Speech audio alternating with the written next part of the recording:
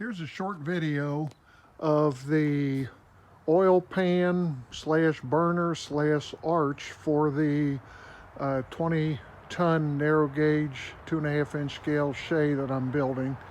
This is my first oil burner, so I got a lot of input from my friends Earl, Bob, and John on different things to do. The engine has a really tall crown sheet. It's about 13 inches from the bottom of the water leg.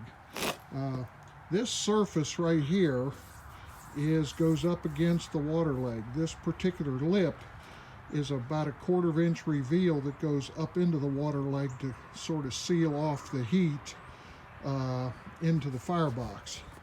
The burner, this is the oil line for the burner, and it goes through a stainless steel sleeve that goes all the way through the refractory cement, and there's a this is 1/4 inch pipe with model taper pipe fittings for it. So this is the oil coming in right here into the Peterson burner, and I made the burners pretty much like in the Joe Nelson book for that. I got it covered up with tape so I don't get anything in the little holes. This side here is the steam side, and you'll see there's a stainless steel tube that will come from on the other end here, it'll come from a regulator so I can adjust the atomizing steam pressure. And this be the oil line supply here. So you can see this particular piece of stainless steel tubing. It's all one piece. It just looped around to be able to get this part exposed to the fire. Anyway, that will heat the atomizing steam and dry it out. This is a little ramp, stainless steel ramp, that's adjustable up and down for the kind of curl the fire up, so it'll go up over the arch, do the back head and the crown sheet as it comes. I made the arch adjustable because I'm not exactly sure what I need there. It's about 2/3 the length of the firebox, and this distance here will be about 3 inches from the top of the crown sheet. So if I need to change that, I've got some additional holes I can.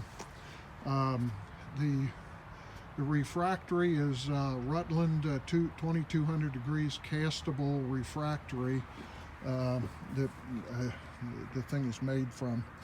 The holes you see here, there's 4 holes that mount it up into the bottom of the water leg of the boiler, and 1/4 screws will hold that up in place.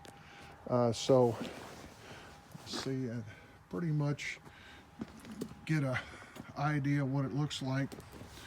When I talked to John, other people have dampers inside their air supply, and John took his dampers out. He said he didn't need it, so he just pulled them out. So I'm trying it without the dampers. These are nichrome wires, 18 gauge nichrome wire. I made 2 coils that if the fire goes out, possibly with these glowing red, it'll restart it with the oil and atomizing steam. So that's the purpose of those. There's no electric to them. They get hot and will glow like a glow plug. Anyway, pretty much it.